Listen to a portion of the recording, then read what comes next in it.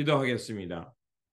좋으신 아버지 하나님, 오늘도 저희들에게 이 시간을 허락하여 주시고 또 주님의 말씀을 묵상하며 이 하루를 출발할 수 있게 하시니 감사를 드립니다. 우리의 신앙이 날마다 새로워지게 하시고 점점 더 우리의 믿음이 성장해 갈 수 있도록 도와주시옵소서. 그래서 처음 믿음 때보다 더욱더 우리의 큰 믿음, 단단한 믿음이 되게 하여 주셔서 주님께서 이루어 가시는 그 하나님 나라를 바라보며 용기 있게 또 굳건하게 살아가는 우리 모두가 될 수 있도록 도와주옵소서. 그래서 우리의 신앙이 변질되지 않기 원합니다. 그래서 시종일관 늘 주님과 동행하며 주님의 길을 걷는 우리의 모습이 되게 하여 주옵소서. 우리 구주 예수 그리스도의 이름으로 기도드립니다. 아멘. 오늘 우리에게 주신 말씀은 역대하 25장 5절에서 16절입니다. 아마샤는 유다 지파와 베냐민 지파 사람들을 그들이 소속된 가문별로 군대 단위를 조직하고 그들 위에 군대 지휘관인 천부장과 백부장을 임명하여 세웠다. 이 군대 조직에 편성된 사람들은 20살 이상 된 남자들로서 모두 30만 명이나 되었다. 이 사람들은 창과 방패로 무장하고 전쟁터에 나갈 수 있는 장정들이었다. 이 밖에도 그는 은백 달란트를 주고 북왕국 이스라엘에게서 용감한 군인 10만 명을 고용하였다. 그러나 어떤 하나님의 사람이 아마샤에게 가서 말하였다. 임금님께서는 이스라엘 군대를 데리고 가지 마십시오. 주님께서는 북왕국 이스라엘 곧 에브라임 자손과 함께 계시지 않으십니다. 그런데도 임금님께서는 북이스라엘 군대를 데리고 출동하시거든 힘써 싸워 보십시오. 하나님께서는 임금님이 대적들 앞에서 엎어지게 하실 것입니다. 하나님께서는 임금님을 이기게도 하실 수 있고 지게도 하실 수 있습니다. 아마샤가 하나님의 사람에게 물었다. 북이스라엘 군인을 고용하느라고 지불한 은백 달란트는 어떻게 하면 좋겠습니까? 하나님의 사람이 대답하였다. 주님께서는 그것보다 더 많은 것을 임금님께 주실 수 있습니다. 그래서 아마샤는 에브라임에서 온 군인들을 그들의 고향으로 돌려보냈다. 그들은 유다 사람에게 대하여 몹시 불쾌하게 생각하면서 고향으로 돌아갔다. 아마샤는 용기를 내어 출병하였다. 소금 계곡에 이르러서 세일 자손 10,000명을 죽였다. 유다 군대가 또 별도로 10,000명을 산채로 붙잡아서 절벽 위로 끌고 올라가 그 밑으로 떨어뜨리자 그들의 몸이 으스러졌다. 그러는 동안에 아마샤가 전쟁에 함께 데리고 출동하지 않고 되돌려 보낸 북이스라엘 군인들은 사마리아와 베호론 사이에 있는 유다의 여러 성읍을 약탈하고 사람을 3,000명이나 죽이고 물건도 많이 약탈하였다. 아마샤는 에돔 사람들을 학살하고 돌아올 때에 세일 자손의 신상들을 가져와서 자기의 신으로 모시고 그것들 앞에 경배하며 분향하였다.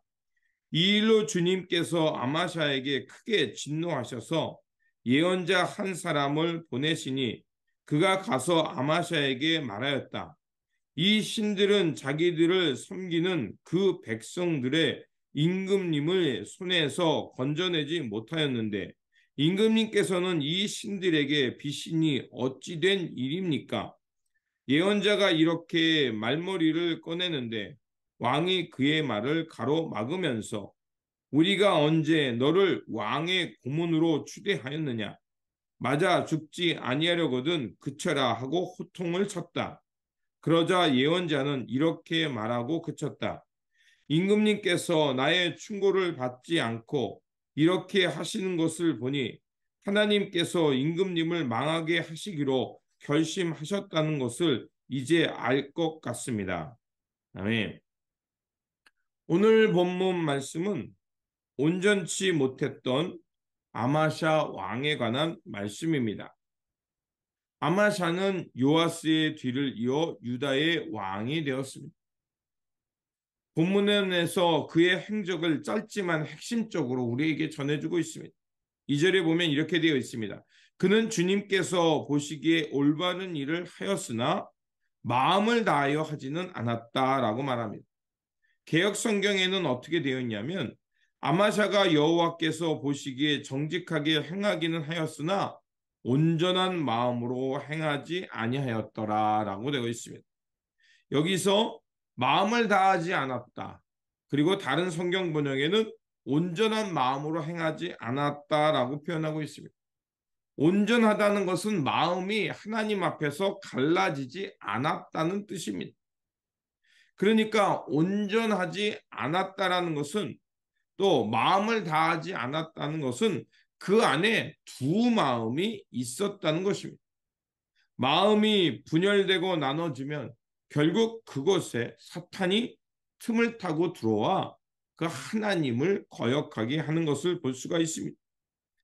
하나님의 말씀대로 행하다가 그만 다른 욕심이 그에게 들어왔다는 것을 이렇게 말하고 있는 겁니다. 마음이 두 갈래로 갈라지니까 어떻겠습니까? 무거워지고요, 부자연스러워집니다.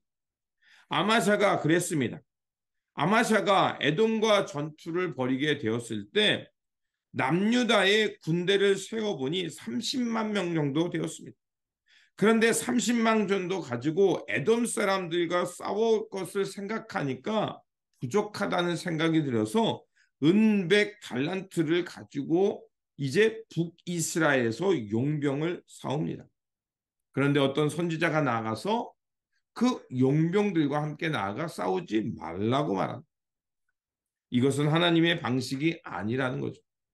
그렇다면 왜 하나님의 사람 선지자는 왜 이 북이스라엘 사람들과 함께 나가서 싸우지 말라고 했을까요? 만약에 그들이 그 북이스라엘 용병과 함께 나가서 싸워서 승리를 하게 되면 그들은 어떤 생각을 가질까? 자신들의 힘으로 성공했다. 하나님의 길보다 다른 길을 선택하며 이 길이 하나님의 말을 듣지 않는 게 더 낫다라는 생각을 하며 교만해질 것이 뻔했기 때문에 그렇습니다. 그래서 하나님의 사람은 아마사에게 북이스라엘 용병들을 돌려보내라고 합니다. 그리고 아마사는 선지자의 말을 듣고 북이스라엘 사람들을 돌려보냅니다. 하지만 전쟁에 참여하지 못했던 북이스라엘 사람들은 돌아가는 길에 그 남유다의 성읍을 쳐서 노략하고 무고한 사람을 3천 명이나 죽이게 됩니다. 자, 이 일을 통해 말하는 게 뭡니까? 북이스라엘 사람들은 하나님이 함께하지 않은 민족이었다. 또 그들은 이런 것을 서슴없이 행하는 걸 보면 결국 북이스라엘 사람들이 전쟁의 목적이 있는 게 아니라 결국 남유다를 해하려는 목적이 있었음을 그들의 실상을 보여주는 것이었습니다. 아마샤는 선지자의 말을 듣고 에돔 군대와 싸웠으며 그리고 마침내 승리를 하게 됩니다. 그들이 승리했다는 것은 결국 이 전쟁은 하나님 손에 달려 있다는 것입니다. 하나님이 그들과 함께하면 승리할 수 있고 하나님이 그들이 아무리 수가 많은다 할지라도 하나님을 의지하지 않으면 그들도 언제든지 패할 수 있다는 것입니다. 그런데 거기서 문제가 생깁니다. 앞에서 말씀드리던 아마샤는 마음이 온전치 못했습니다. 결국 자기 승리에 도취되어서 전리품을 챙기는 건 좋았는데 그만 세일 자손의 신을 가져와서 그것을 숭배하게 됩니다. 그의 마음이 온전치 않았고 분열되었기에 결국 자신뿐만이 아니라 공동체 전체를 어렵게 하며 우상을 숭배하기까지 된 것입니다. 그래서 14절에서 15절은 이렇게 말합니다. 아마샤는 에돔 사람들을 학살하고 돌아올 때 세일 자손의 신상들을 가져와서 자기의 신으로 모시고 그것들을 앞에 경배하며 분향하였다. 이 일로 주님께서 아마샤에게 크게 진노하셔서 예언자 한 사람을 보내시니 그가 가서 아마샤에게 말했다. 이 신들은 자기들을 섬기는 그 백성들을 임금님 손에서 건져내지도 못하였는데 임금님께서는 이 신들에게 비시는 이유가 무엇입니까? 어찌된 일입니까? 라고 반문하며 책망합니다. 그 당시에 사람들이 갖고 있는 거는 전쟁에 나가서 승리할 때, 우리가 믿는 신이 더 저들의 신보다 강하다는 이런 생각을 가지고 있었습니다. 그래서 전쟁에서 나갈 때 곧 신의 전쟁이었던 겁니다. 그런데 오늘 아마샤의 행동은 어떻습니까? 자신이 나가서 하나님을 의지해서 싸워놓고 결국 에돔 사람들의 신을 가져와서 그것을 숭배합니다. 그 이야기는 뭡니까? 하나님보다 저 우상이 더 세다고 인정하는 것이 꼴이 된 것입니다. 결국 이렇게 하나님 앞에서 잘못된 길을 가게 된 것은 그의 마음이 온전치 못했고 결국 교만해져서 하나님보다 그 세상의 신, 풍요의 신을 섬기게 된 것입니다. 결국 이 일을 통해서 어떻게 되냐? 북이스라엘 왕 요아스에게 겁없이 전쟁을 겁니다. 그리고 그 전쟁을 걸었다가 그만 포로가 되어서 예루살렘에 잡혀오고요. 그리고 그것으로 인해서 예루살렘과 성전에 있던 그 많은 귀중품들과 재물들을 다 빼앗기고 맙니다.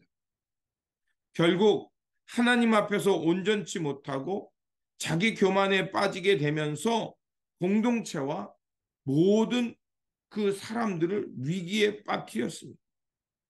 이렇게 된 것은 어떤 이유입니까? 바로 아마샤가 하나님 앞에서 온전한 마음을 품지 않았기 때문에 그렇습니다. 그것을 27절과 28절은 이렇게 말합니다. 아마샤의 최후를 말합니다.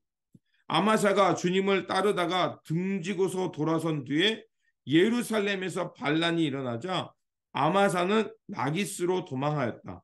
그러나 반란을 일으킨 사람들은 라기스에까지 사람을 보내어 거기에서 그를 죽였고 그의 죽음을 말에 싣고 와서 그의 조상들과 함께 다윗성에 장사하였다. 자, 처음에는 하나님을 따랐지만 그러나 그의 마음이 갈라졌고요. 결국 그 갈라진 마음을 하나님 앞에서 교만하게 했고 하나님이 아닌 다른 것을 숭배하다가 비참한 최후를 맞이하게 되었습니다. 그래서 잠언은 우리에게 이렇게 말합니다. 우리가 잘 아는 말씀이죠. 잠언 4장 23절.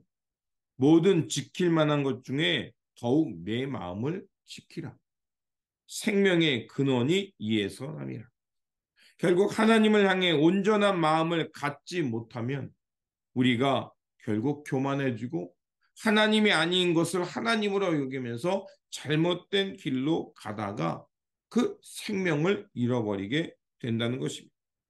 그러므로 하나님 앞에서 늘 우리의 마음을 살펴야 할 줄 믿습니다. 그리고 우리의 마음이 행여 다른 것으로 갈라져서 무거워졌다면 그 무거워진 마음을 하나님 앞에 가져가십시오.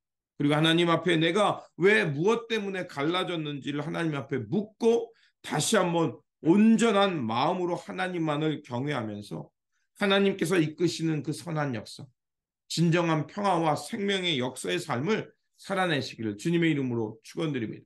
기도하겠습니다. 사람의 중심을 살피시는 하나님, 아마샤는 하나님 보시기에 정직이 행하였으나 그만 온전하지 못하여 마음이 갈라지고 말았고 결국 세상과 하나님을 섬기려다가 망했습니다. 그로 인해 자신뿐만이 아니라 공동체 전체가 어렵게 되었습니다. 주님, 늘 우리의 마음이 하나님 앞에서 어떤 상태에 있는지를 잘 살피게 하여 주옵소서. 그래서 우리의 마음이 분열되지 않게 하시고 혹 분열되고 나눠진다 할 때 즉시 깨닫고 그 무거워진 마음을 하나님께 가져와 아뢰며 다시 한번 우리의 마음이 하나님 앞에서 일치된 마음, 한 마음, 온전한 마음 되어서 하나님께서 이루어 가시는 생명과 진리의 세계를 향해 착실하게 묵묵히 걸어가는 우리 모두가 될 수 있도록 도와주시옵소서. 오늘도 우리의 삶을 주님 손에 맡깁니다. 온전한 마음으로 주님의 뜻을 따라 살아가는 그런 주님의 종의 삶의 자리 되게 하여 주옵소서. 우리 구주 예수 그리스도 이름으로 기도드립니다. 아멘.